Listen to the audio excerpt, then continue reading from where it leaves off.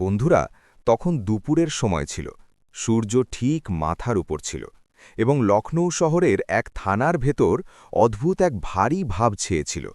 সেপাইদের ধমক, ইন্সপেক্টরের কঠোর দৃষ্টি আর ফরিয়াদিদের নীরবতা সব মিলে জায়গাটাকে আরও গুমোট করে তুলেছিল।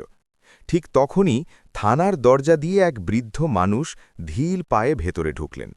পরনে সাদা কুর্তা পায়জামা, পরিষ্কার ছিল, পায়ে পুরনো চটি আর হাতে একটা জীর্ণ ফাইল। বয়সের ছাপ তার চেহারায় স্পষ্ট ছিল, কিন্তু তার চলনে কোনো অসহায়তা ছিল না।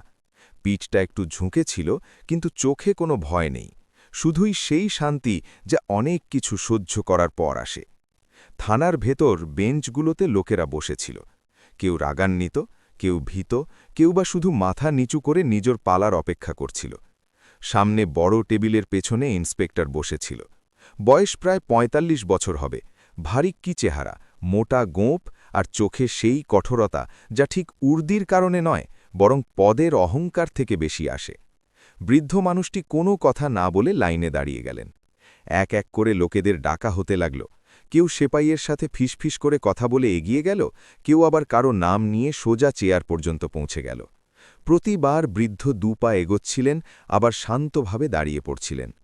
অনেকক্ষণ পর যখন তার পালা এলো, তিনি খুব ধীর আর স্থির গলায় বললেন, স্যার, আমার জমি সংক্রান্ত একটা ব্যাপার, যদি রিপোর্টটা লিখে দেন তবে কাজটা এগোতে পারে। ইন্সপেক্টর মাথা তুলল না, কলম চালাতে চালাতেই বলল, সবারই একই ব্যাপার থাকে, কাগজ সব ঠিক আছে তো? বৃদ্ধ কোনো হড়বড়ানি ছাড়াই ফাইলটা খুললেন। সব আছে স্যার, নকশা, দলিল, পুরনো আদেশ, যা যা দরকার। ফাইলটা এগিয়ে দেওয়া হলো, কিন্তু ইন্সপেক্টর সেদিকে তাকালও না। সে চেয়ারে হেলান দিয়ে বলল, এখানে রোজ এমন লোক আসে, আগে তহসিল অফিসে যান, তারপর এখানে আসবেন। বৃদ্ধের কপালে সামান্য চিন্তার ভাঁজ পড়ল, কিন্তু তার গলার স্বর এখনও সংযত ছিল। আমি তহসিল থেকেই এসেছি স্যার, ওরাই বলল যে এফআইআর ছাড়া কাজ এগোবে না। এবার ইন্সপেক্টর নজর তুলে তাকাল। সেই দৃষ্টিতে ক্লান্তি ছিল না, ছিল বিরক্তি। সে তাকে ওপর থেকে নিচ পর্যন্ত দেখল। সাধারণ পোশাক, পুরনো চটি আর যত্ন করে ধরা ফাইল। হালকা ব্যঙ্গ করে বলল, মনে হচ্ছে অনেক নিয়মকানুন জানেন। থানায় বসে থাকা কয়েকজন হালকা হাসল।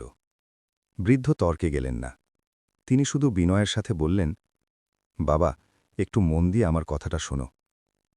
আর এই বাবা শব্দটা ইন্সপেক্টরের গায়ে লাগল। সে হঠাৎ চেয়ার ছেড়ে দাঁড়িয়ে গেল। চেয়ারটা পেছনে গিয়ে জোরে ধাক্কা খেল। থানার ভেতর পিন পতন নীরবতা নেমে এলো। কাকে বাবা বলছেন? ভদ্রতা জানেন না? থানায় দাঁড়িয়ে আছেন। বৃদ্ধ কিছু বলার আগেই ইন্সপেক্টর এগিয়ে এসে সবার সামনে তাকে জোরে এক থাপ্পড় মারল। থাপ্পড়ের আওয়াজ পুরো থানায় প্রতিধ্বনিত হল। বৃদ্ধের মাথা একদিকে ঝুঁকে গেল, হাত থেকে ফাইলটা পড়ে গেল। তিনি মুহূর্তের জন্য টলমল করলেন, কিন্তু পড়ে গেলেন না। কিছুক্ষণ কেউ কোনো কথা বলল না। তারপর কোথা থেকে যেন হালকা হাসির শব্দ শোনা গেল। কেউ কেউ চোখ ফিরিয়ে নিল। ইন্সপেক্টর নিজের উর্দি ঠিক করতে করতে বলল, বেশি কথা বলার স্বভাবটা ছাড়ুন, এখানে নিয়ম আমরা ঠিক করি। বৃদ্ধ কোনো উত্তর দিলেন না। তিনি ঝুঁকলেন, ফাইলটা তুললেন, কাগজগুলো সোজা করলেন। তার চেহারায় না ছিল রাগ, না ছিল চোখের জল, শুধু এক অদ্ভুত স্থিরতা ছিল, যেন ভেতরে ভেতরে তিনি কোনো সিদ্ধান্ত খুব শান্তভাবে নিয়ে ফেলেছেন। কোনো তর্ক ছাড়াই তিনি থানার গেটের দিকে এগোলেন। তার পা ফেলার গতি ধীর ছিল, কিন্তু তাতে কোনো দ্বিধা ছিল না। দরজায় পৌঁছে তিনি থামলেন। খুব শান্ত আর স্পষ্ট গলায় বললেন, যখন আইন শোনা বন্ধ করে দেয়, তখন সমস্যাটা আর ব্যক্তির থাকে না, ব্যবস্থার হয়ে যায়। এটুকু বলে তিনি থানার প্রধান ফটক দিয়ে বেরিয়ে গেলেন। থানা থেকে বেরিয়ে তিনি কিছুদূর চুপচাপ হাঁটতে থাকলেন। রাস্তা সেই একই ছিল, মানুষও তারাই ছিল, কোলাহল সেই একই ছিল, কিন্তু তার ভেতরে এখন আর কোনো দ্বিধা ছিল না। যা হওয়ার ছিল তা হয়ে গেছে, এখন সামনে কি করতে হবে সেটাও তার কাছে পরিষ্কার হয়ে উঠছিল। তিনি কাছের এক চায়ের দোকানে দাঁড়িয়ে পানি চাইলেন। দোকানদার গ্লাস বাড়িয়ে দিয়ে কিছু না জিজ্ঞেস করেই তার দিকে তাকিয়ে বলল, মনে হচ্ছে স্যার থানা থেকে আসছেন। তিনি শুধু মাথা নাড়লেন, পানিতে এক চুমুক দিলেন এবং গ্লাসটা ফেরত দিতে দিতে শান্ত স্বরে বললেন, হ্যাঁ, কাজটা অসম্পূর্ণ রয়ে গেল। দোকানদার কিছু বলতে চেয়েছিল, কিন্তু তার চেহারার গাম্ভীর্য দেখে চুপ করে গেল। তিনি আবার হাঁটতে শুরু করলেন। প্রতিটা পদক্ষেপের সাথে তার মন ফিরে যাচ্ছিল গত কয়েক বছরের দিকে, সেই সময় যখন তিনি এই শহরেই আইনশৃঙ্খলার সবচেয়ে দায়িত্বশীল পদে ছিলেন। তার এক সইয়ে সিদ্ধান্ত বদলে যেত, আর থানার দরজা তার জন্য কখনো বন্ধ হতো না। কিন্তু আজ তিনি সেই একই থানা থেকে একজন সাধারণ মানুষের মতো ফিরেছেন। বাড়ি পৌঁছাতে পৌঁছাতে সন্ধ্যা নেমে এলো। পুরনো ধাঁচের একটা বাড়ি, যার দেওয়ালে না কোনো পদবি লেখা ছিল, না কোনো পরিচয়, শুধু সরলতা আর নীরবতা। তিনি জুতোচটি খুললেন, ফাইলটা টেবিলের উপর রাখলেন আর চেয়ারে বসে পড়লেন। ঘরে শুধু ঘড়ির টিকটিক শব্দ। কিছুক্ষণ তিনি ওভাবেই বসে রইলেন, তারপর ধীরে ধীরে ফাইলটা খুললেন। কাগজগুলো সেই একই ছিল যা আজ থানাতেও ছিল।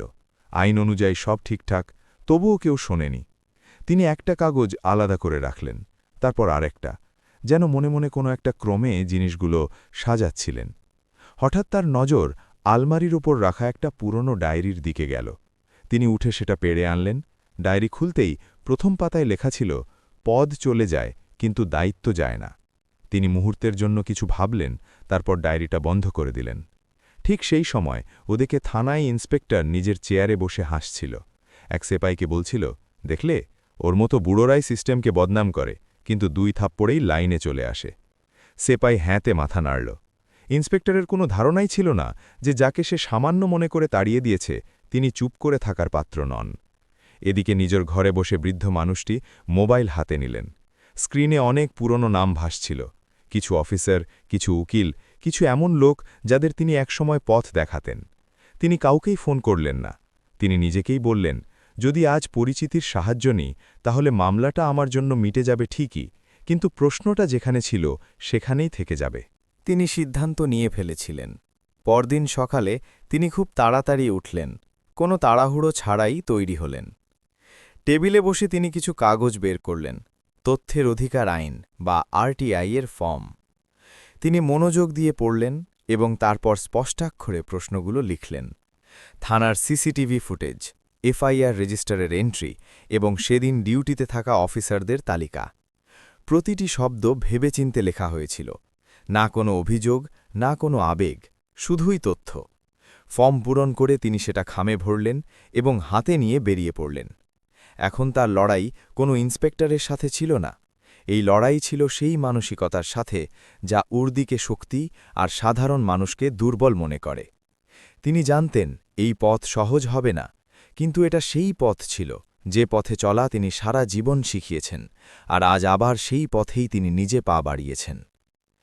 কিছুক্ষণ পর তিনি ডাকঘরে পৌঁছলেন, কিন্তু চেহারায় কোনো ব্যস্ততা ছিল না। ডাকঘরে সাধারণ মানুষের লাইন ছিল, কেউ পেনশনের ফর্ম পূরণ করছে, কেউ মানি অর্ডার পাঠাতে এসেছে। তিনিও সেই লাইনে গিয়ে দাঁড়িয়ে গেলেন। কেউ তাকে চিনল না, আর তিনিও কারো কাছে পরিচয় চাইলেন না। যখন তার পালা এলো, তিনি খামটা কাউন্টারে রাখলেন। কর্মচারী সিল মারল এবং সেটা একপাশে রেখে দিল। ব্যাস, এইটুকুই প্রক্রিয়া ছিল। কিন্তু তিনি জানতেন এখান থেকে এক লম্বা সিলসিলা শুরু হতে যাচ্ছে। ডাকঘর থেকে বেরোনোর সময় তিনি একবার পেছনে ফিরে তাকালেন, তারপর না দাঁড়িয়ে এগিয়ে গেলেন। কিছুদিন কেটে গেল। এই কদিন তিনি না কারোর কাছে নালিশ করলেন, না কাউকে ফোন করলেন। তিনি তার নিত্যদিনের কাজে ব্যস্ত রইলেন। সকালে হাঁটা, খবরের কাগজ পড়া, আর বিকেলে বাড়ির বাইরে বসে আসা যাওয়া লোকেদের দেখা। কিন্তু ভেতরে কোথাও একটা ঘুড়ি চলছিল, যা প্রতিদিন তাকে মনে করিয়ে দিচ্ছিল যে প্রশ্ন হাওয়ায় ছেড়ে দেওয়া যায় না, তারা উত্তর চায়। ওদিকে থানায় ইন্সপেক্টর একটা নোটিশ পেল, সাদা কাগজ, সরকারি সিলমোহর, আর ওপরে লেখা ছিল তথ্যের অধিকার আইনের অধীনে। সে প্রথমে বিষয়টাকে হালকাভাবে নিল, ফাইলটা উল্টে পাল্টে চেয়ারে হেলান দিয়ে বসল। কোনো এনজিও হবে হয়তো, সে নিজেকেই বলল। কিন্তু যখন সে প্রশ্নগুলো পড়ল, তার ভ্রু কুঁচকে গেল। সিসিটিভি ফুটেজের তারিখ, এফআইআর রেজিস্টারের পাতা নম্বর আর ডিউটি চার্টের কপি। প্রশ্নগুলো খুব নিখুঁত ছিল। সে সেপাইকে ডাকল। সেদিন সিসিটিভি চালু ছিল তো? সেপাই ইতস্তত করে বলল, জি, চালু তো ছিল স্যার। ইন্সপেক্টর কিছু বলল না, কিন্তু তার চেহারা থেকে হাসি উধাও হয়ে গেছে। এরই মাঝে 2 দিন পর বৃদ্ধ প্রথম উত্তর পেলেন। একটা সাধারণ খাম, যার ভেতরে সরকারি ভাষায় লেখা ছিল, আপনার তথ্য প্রক্রিয়াধীন আছে। তিনি চিঠিটা পড়লেন কিন্তু কোনো প্রতিক্রিয়া দেখালেন না। তিনি জানতেন প্রক্রিয়া মানে সময়, আর সময় মানেই ধৈর্য। কয়েকদিন পর দ্বিতীয় চিঠি এলো। এবার তথ্য অসম্পূর্ণ ছিল। সিসিটিভি সম্পর্কে লেখা ছিল, যান্ত্রিক ত্রুটির কারণে উপলব্ধ নয়। তিনি চিঠিটা মনোযোগ দিয়ে পড়লেন। তারপর ডায়েরি বের করে একটা তারিখ টুকে নিলেন। পরদিন তিনি দ্বিতীয় আবেদন পাঠালেন। ভাষা আরও স্পষ্ট ছিল, শব্দ আরও সোজাসাপটা। তিনি জিজ্ঞেস করলেন, যান্ত্রিক ত্রুটির বিবরণ চাই। এখন ব্যাপারটা আর থানার মধ্যে সীমাবদ্ধ রইল না। ফাইল ওপরের দিকে উঠতে শুরু করল। থানা ইন্সপেক্টরের অস্বস্তি হতে লাগল। সে বারবার সেই দিনটার কথা মনে করছিল যখন বৃদ্ধ কোনো গোলমাল না করেই চলে গিয়েছিলেন। না কোনো গালি, না হুমকি, না কোনো হাঙ্গামা, শুধু নীরবতা। সে তার পরিচিত এক অফিসারকে ফোন করল। কোনো কমপ্লেন এসেছে নাকি? ওপাশ থেকে উত্তর এলো, হ্যাঁ, কিছু কাগজ ঘোরাঘুরি করছে। ইন্সপেক্টর ফোন রেখে দিল। এবার তার ভেতরে ভয় জায়গা করে নিল, কিন্তু সে সেই ভয় বাইরে দেখাতে চাইছিল না। কিছুদিন পর বৃদ্ধ তৃতীয় চিঠি পেলেন। এবার তার মধ্যে সিসিটিভি ফুটেজের একটা কপি ছিল। ঝাপসা, কিন্তু দেখার মতো পরিষ্কার। তিনি ফুটেজটা মন দিয়ে দেখলেন। প্রতিটি মুহূর্ত, প্রতিটি নড়াচড়া, সেই থাপ্পড়, সেই পড়ে যাওয়া ফাইল, আর আশেপাশে দাঁড়িয়ে থাকা লোকজন, সবকিছু। তিনি চোখ বন্ধ করে নিলেন। কয়েক সেকেন্ড পর আবার খুললেন। চেহারায় কোনো ভাব ছিল না। সেদিনই তিনি পরবর্তী পদক্ষেপ নিলেন। তিনি সব তথ্য একটা ক্রমানুসারে সাজালেন। তারিখ, সময়, নাম, তারপর একটা নতুন খাম তৈরি করলেন। ওদিকে থানায় হঠাৎ পরিবেশ বদলে গেল। এক ঊর্ধ্বতন কর্মকর্তা পরিদর্শনে আসছিলেন। সেপাইরা এদিক ওদিক ছুটতে লাগল। ফাইলপত্র ঠিকঠাক করা হতে লাগল। ইন্সপেক্টরের ঘুম উবে গিয়েছিল। সে এখন বুঝতে পারছিল যে এটা কোনো সাধারণ অভিযোগ নয়। পরিদর্শনের দিন ঊর্ধ্বতন কর্মকর্তা সরাসরি জিজ্ঞেস করলেন, গত মাসের একটা অভিযোগের জবাব কেন দেলা হয়নি? ইন্সপেক্টর কোনো একটা অজুহাত দিল, কিন্তু প্রশ্ন সেখানেই শেষ হল না। ওদিকে বৃদ্ধ আরও একটা চিঠি পেলেন। এবার তাতে লেখা ছিল, আপনাকে বয়ান দেওয়ার জন্য আমন্ত্রণ জানানো হচ্ছে। তিনি চিঠিটা ভাঁজ করে টেবিলের উপর রাখলেন। তার চোখে কোনো উত্তেজনা ছিল না। তিনি জানতেন এবার কথা কাগজ থেকে অনেক দূর এগিয়ে গেছে। পরদিন সকালে তিনি নির্দিষ্ট সময়ে অফিসে পৌঁছলেন, সাধারণ পোশাকে, কোনো পরিচয় ছাড়াই। কয়েকজন অফিসার বসেছিলেন, কেউ তাকে মনোযোগ দিয়ে দেখছিলেন, কেউ ফাইলে মুখ গুজেছিলেন। যখন তাকে বলতে বলা হলো, তিনি খুব শান্ত স্বরে পুরো ঘটনা বর্ণনা করলেন, কোনো অভিযোগ ছাড়া, কোনো বাড়িয়ে বলা ছাড়া, শুধুই যা ঘটেছিল তাই বললেন। ঘরে পিনপতন নীরবতা ছিল। একজন অফিসার জিজ্ঞেস করলেন, আপনি এত সংযমের সাথে এসব কিভাবে বলতে পারছেন? তিনি হালকা হেসে বললেন, কারণ ব্যাপারটা আমার অপমানের নয়, ব্যবস্থার আচরণের। এটা শুনে অফিসাররা একে অপরের দিকে চাইলেন। বয়ান শেষ হওয়ার পর তাকে বাইরে বসতে বলা হলো। তারপর ইন্সপেক্টরকে ভেতরে ডাকা হলো। দরজা বন্ধ হল। বৃদ্ধ বাইরে চেয়ারে বসে রইলেন। হাতে সেই একই ফাইল ছিল, কিন্তু এখন তাতে আর ভয় ছিল না। তিনি জানতেন এখন যা হবে তা নিয়ম অনুযায়ীই হবে, কারণ তিনি লড়াই শুরু করেননি। তিনি শুধু আইনকে কথা বলার সুযোগ দিয়েছিলেন। আর যখন আইন কথা বলে, তখন উর্দিও শোনে। দরজার ওপাশে কি হচ্ছিল তা বাইরে বসে থাকা বৃদ্ধ দেখতে পাচ্ছিলেন না, কিন্তু তিনি আন্দাজ করতে পারছিলেন যে বিষয়টা আর স্বাভাবিক নেই। ঘরের ভিতর গলার স্বর নিচু ছিল, কখনো ফাইল উল্টানোর শব্দ, কখনো চেয়ার সরানোর আওয়াজ। তিনি বাইরে চেয়ারে সোজা হয়ে বসে রইলেন। না হাত কাঁপল, না চেহারায় কোনো অস্থিরতা দেখা গেল। কিছুক্ষণ পর দরজা খুলল। একজন অফিসার বললেন, আপনি ভেতরে আসুন। তিনি উঠলেন। পদক্ষেপে না ছিল তাড়াহুড়ো, না কোনো সংকোচ। ঘরের ভিতর তিনজন ঊর্ধ্বতন কর্মকর্তা বসেছিলেন। টেবিলে ফাইলের স্তূপ, আর সেই স্তূপের মাঝখানে একটা পেনড্রাইভ রাখা ছিল। ইন্সপেক্টর একপাশে দাঁড়িয়েছিল। উর্দি সেই একই ছিল, কিন্তু চেহারা চেনা যাচ্ছিল না। দৃষ্টি মেঝের দিকে, কাঁধ ঝুলে পড়েছে। প্রধান কর্মকর্তা বৃদ্ধের দিকে তাকালেন। বসেন। তিনি বসলেন, পিঠ সোজা, দৃষ্টি শান্ত। একজন অফিসার পেনড্রাইভটা তুলে নিলেন। আমরা ভিডিওটা দেখেছি, পুরোটাই। ইন্সপেক্টরের আঙুলগুলো হালকা কেঁপে উঠল। প্রধান কর্মকর্তা জিজ্ঞেস করলেন, আপনি একটা কথা পরিষ্কার করে বলুন, আপনি নিজের পরিচয় কেন দেননি? ঘরে গভীর নীরবতা নেমে এলো। বৃদ্ধ গলা না চড়িয়েই বললেন, কারণ পরিচয় দিলে আমি বিচার পেয়ে যেতাম ঠিকই, কিন্তু প্রশ্নটা মরে যেত। অফিসার মনোযোগ দিয়ে তার দিকে তাকালেন। আর যদি আপনার আঘাত লাগত? একজন অফিসার জিজ্ঞেস করলেন। তিনি সরাসরি উত্তর দিলেন, তাহলে সেটাও একটা সত্য হতো। কখনো কখনো সত্যের দাম চোকাতে হয়। এতক্ষণ ইন্সপেক্টর চুপ ছিল। প্রধান কর্মকর্তা তার দিকে তাকালেন। আপনি কি কিছু বলতে চান? ইন্সপেক্টর মাথা তুলল, গলা ভারী ছিল। স্যার, আমার খুব বড় ভুল হয়ে গেছে। সে থেমে শ্বাস নিল। আমি উর্দিকে ক্ষমতা মনে করেছিলাম, আমি সামনের মানুষটাকে দেখিনি। ঘরে বসা অফিসারদের চেহারা কঠোর হয়ে গেল। প্রধান কর্মকর্তা বললেন, আপনি জানেন এটা শুধু শৃঙ্খলার বিষয় নয়। ইন্সপেক্টর মাথা নিচু করে নিল। জি স্যার। আবার সেই প্রশ্ন বৃদ্ধের দিকে এলো। আপনি কি চান? প্রশ্নটা সহজ ছিল, কিন্তু উত্তরটা ভারী। বৃদ্ধ কয়েক মুহূর্ত চুপ রইলেন, তারপর বললেন, আমি চাই এই ব্যাপারটা যেন ধামাচাপা দেওয়া না হয়। একজন অফিসার বললেন, আপনি চাইলে শুধু ক্ষমা চাইয়েই এখানেই শেষ করা যেতে পারে। বৃদ্ধ মাথা নাড়লেন। যদি এমন হয় তবে পরের থাপ্পড়টা অন্য কাউকে খেতে হবে। ঘরে নিস্তব্ধতা ছেয়ে গেল। প্রধান কর্মকর্তা রায় শোনালেন। ইন্সপেক্টরকে তাৎক্ষণিক প্রভাবে সাময়িক বরখাস্ত করা হল। বিভাগীয় তদন্ত শুরু হবে। ইন্সপেক্টরের মুখ ফ্যাকাশে হয়ে গেল। সে একবার বৃদ্ধের দিকে তাকাল। সেই দৃষ্টিতে এখন আর কোনো অহংকার নেই। সে দুপায়ে গিয়ে এলো, হাত জোর করে বলল, আমার ভুল হয়ে গেছে, আমাকে মাফ করে দিন। ঘরের সবার দৃষ্টি বৃদ্ধের ওপর ছিল। তিনি ইন্সপেক্টরের দিকে তাকিয়ে রইলেন অনেকক্ষণ। তারপর বললেন, একজন মানুষ আরেকজন মানুষকে ক্ষমা করতে পারে, কিন্তু ব্যবস্থাকে নিজের মতো করে চলতে দেওয়ার অনুমতি দেওয়া যায় না। এই কথাগুলো ঘরে প্রতিধ্বনিত হল। মিটিং শেষ হল। বৃদ্ধ বাইরে বেরোলেন। করিডোরে দাঁড়ানো কর্মচারীরা তার দিকে তাকিয়েছিল। কেউ তাকে চিনছিল না, কিন্তু সম্মান আপনা আপনি জেগে উঠেছিল। একজন কর্মচারী ধীর স্বরে জিজ্ঞেস করল, আপনি কে স্যার? তিনি হালকা হেসে বললেন, একজন নাগরিক। সেই রাতেই বিভাগে আদেশ জারি হল। ইন্সপেক্টর সাসপেন্ড, তদন্তের আদেশ।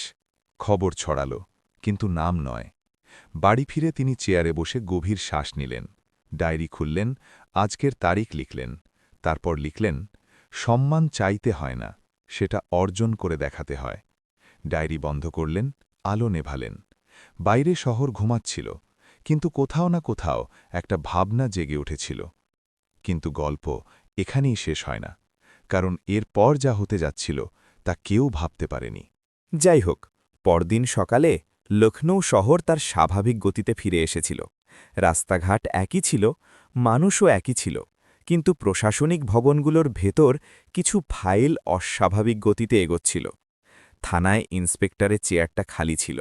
ওই চেয়ারটা এখন আর কারো ক্ষমতার প্রতীক নয়, বরং একটা ভুলের চিহ্ন হয়ে দাঁড়িয়েছিল। কেউ তার ব্যাপারে জোরে কথা বলছিল না, কিন্তু প্রত্যেক সেপাই জানত যে এখন প্রতিটি অভিযোগ আরও মনোযোগ দিয়ে শোনা হবে, কারণ একটা মামলা ওপর মহল পর্যন্ত পৌঁছে গেছে। সেদিন থানায় অনেক ফরিয়াদি এলো। আগের মতো তাদের ঘণ্টার পর ঘণ্টা দাঁড় করিয়ে রাখা হলো না। রেজিস্টার সময় মতো খোলা হলো, নাম জিজ্ঞেস করা হলো, সমস্যা শোনা হলো। এই পরিবর্তন কোনো মিটিংয়ের ফলাফল ছিল না। এই পরিবর্তন একজন চুপচাপ মানুষের ধৈর্যের ফল ছিল। এদিকে বৃদ্ধ মানুষটি নিজের ঘরে শান্ত হয়ে বসে চা খাচ্ছিলেন। তার কাছে এটা কোনো জয় ছিল না, শুধু একটা জরুরি কাজ শেষ হয়েছিল। তিনি খবরের কাগজ খুললেন। কোথাও তার নাম ছিল না, কোথাও সেই ঘটনার উল্লেখ ছিল না। আর এটাই তার কাছে সবচেয়ে সঠিক মনে হল। তার কাছে বিচারের মানে খবরের শিরোনাম ছিল না, ছিল আচরণের পরিবর্তন। দুপুরে ডাকযোগে একটা সরকারি চিঠি এলো।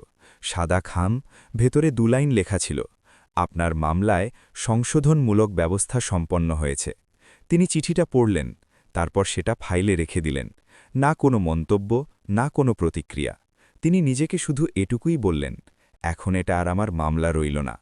কিছুদিন পর শহরের আলাদা আলাদা থানাগুলোতে একটা অভ্যন্তরীণ নির্দেশ পৌঁছাল। প্রবীণ নাগরিক এবং সাধারণ মানুষের সাথে আচরণ নিয়ে স্পষ্ট নির্দেশিকা যোগ করা হল। কোনো দলিলে সেই থাপ্পড়ের উল্লেখ ছিল না, কিন্তু মূল কারণ ওটাই ছিল। ওদিকে লাইন হাজির হওয়া ইন্সপেক্টর এখন রোজ বিভাগীয় অফিসে হাজিরা দেয়। না আছে উর্দির দাপট, না আদেশ দেওয়ার অধিকার। সারা দিন তাকে ফাইল পড়তে হয়, নিয়ম বুঝতে হয়, আর প্রশিক্ষণ সেশনে বসতে হয়। একদিন প্রশিক্ষণ কর্মকর্তা বললেন, উর্দি পড়াটা সম্মান দেয় না, সম্মান অর্জন করতে হয়। এই কথাগুলো সরাসরি তার অন্তরে গিয়ে লাগল। সে বুঝতে পেরেছিল যে সে শুধু একজন মানুষকে নয়, নিজের পদকেও আঘাত করেছে। ওদিকে বৃদ্ধ মানুষ কি এখন মহল্লায় আগের মতোই সাধারণ জীবনযাপন করছিলেন। কখনো কেউ পেনশনের প্রশ্ন নিয়ে আসত, কখনো জমির সমস্যা। তিনি প্রতিবার শান্তস্বরে শুধু নিয়মগুলো বলে দিতেন। একদিন এক যুবক তাকে বলল, আজকাল মানুষ ভয়ের কারণে থানায় যেতে চায় না। বৃদ্ধ বললেন, ভয় ততক্ষণ থাকে যতক্ষণ আমরা সেটাকে আমাদের ওপর চড়াও হতে দিই। সেই যুবক জিজ্ঞেস করল, আর যদি অপমান হয়?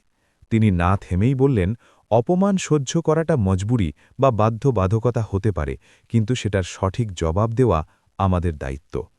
ধীরে ধীরে সেই ঘটনার প্রভাব মানুষের মধ্যে দেখা যেতে লাগল। মানুষ বেশি প্রশ্ন করতে লাগল, লিখিত অভিযোগ দিতে লাগল, আইনের প্রক্রিয়া বুঝতে লাগল। এই পরিবর্তন ধীর ছিল, কিন্তু গভীর ছিল। কয়েক সপ্তাহ পর ইন্সপেক্টর তদন্ত রিপোর্টের একটা চিঠি পেল। রিপোর্টে কোনো আবেগপূর্ণ ভাষা ছিল না, শুধু তথ্য ছিল। আর তথ্য কখনো হালকা হয় না। ইন্সপেক্টর জানত যে তার কেরিয়ার আর আগের মতো থাকবে না, কিন্তু তার ভেতরে একটা বিষয় পরিষ্কার হয়ে গিয়েছিল। যদি সে আবার চাকরিতে ফেরে, তবে আগে মানুষ দেখবে, পোশাক পরে নয়। বিকেলে বৃদ্ধ মানুষটি আবার সেই চায়ের দোকানে থামলেন, যেখানে তিনি একদিন পানি চেয়েছিলেন। দোকানদার তাকে দেখল এবং চিনে ফেলল। বলল, স্যার, ওই দিনের পর থেকে এখানে অনেক কিছু বদলে গেছে। তিনি জিজ্ঞেস করলেন, কিভাবে? দোকানদার বলল, মানুষ এখন ভয় কম পায়। বৃদ্ধ চায়ে চুমুক দিলেন আর হাসলেন। শুধু এইটুকুই শোনা তার জন্য যথেষ্ট ছিল। রাতে তিনি আলমারি থেকে সেই পুরনো ডায়েরিটা বের করলেন। অনেকদিন পর আজ শেষ পাতাটা ভরল। তিনি লিখলেন, আইনের সবচেয়ে বড় শক্তি তার ভয় নয়, তার ওপর বিশ্বাস। ডায়েরি বন্ধ হল, ফাইল আলমারিতে রেখে দেওয়া হল, আলো নিভিয়ে দেওয়া হল। বাইরে শহর আবার ঘুমাচ্ছিল, কিন্তু এখন শুধু একটা ভাবনা নয়, একটা পরিবর্তন জেগে উঠেছিল। এই গল্প কোনো অবসরপ্রাপ্ত ডিএমের নয়। এই গল্প সেই প্রত্যেক নাগরিকের, যারা এটা বিশ্বাস করে যে চুপ থাকাটাই সবসময় বুদ্ধিমানের কাজ নয়। কখনো কখনো শান্ত থেকে সঠিক পথ বেছে নেওয়াটাই সবচেয়ে বড় আওয়াজ হয়ে ওঠে। বন্ধুরা, এই গল্প আমাদের শুধু একটা ঘটনা নয়, বরং একটা আয়না দেখায় যে ক্ষমতা কার হাতে থাকা উচিত আর তার ব্যবহার কিভাবে হওয়া উচিত।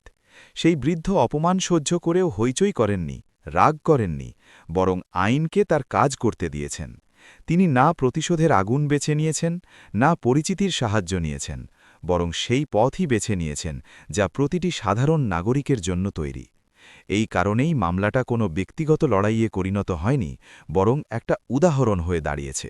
এখন আসল প্রশ্ন আপনাদের কাছে। ওই বৃদ্ধের সিদ্ধান্ত কি সঠিক ছিল, যে তিনি দারোগাকে ব্যক্তিগতভাবে ক্ষমা করেননি এবং আইনানুগ ব্যবস্থা নিতে দিয়েছেন?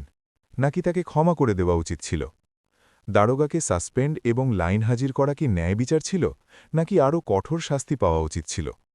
যদি এমন শাস্তি না পাওয়া যায়, তবে কি পরের বার অন্য কোনো নির্দোষ একইভাবে অপমানিত হবে না? আর যদি প্রতিটি ভুলকে শুধু ক্ষমা বলে ছেড়ে দেওয়া হয়, তবে কি সিস্টেম কখনো শুধরাবে? নিজেদের মতামত অবশ্যই লিখুন, কারণ আপনাদের উত্তর থেকেই বোঝা যাবে যে সমাজ পরিবর্তন চায় নাকি আপোষ করেই সন্তুষ্ট। আর যদি এই গল্প আপনার হৃদয় ছুঁয়ে থাকে, তবে ভিডিওটা লাইক করুন, শেয়ার করুন এবং চ্যানেলকে অবশ্যই সাবস্ক্রাইব করুন। দেখা হবে পরের ভিডিওতে। ততক্ষণ পর্যন্ত ভালো থাকুন, বড়দের সম্মান করুন এবং মানবতার সাথে নিজের কর্তব্য পালন করুন।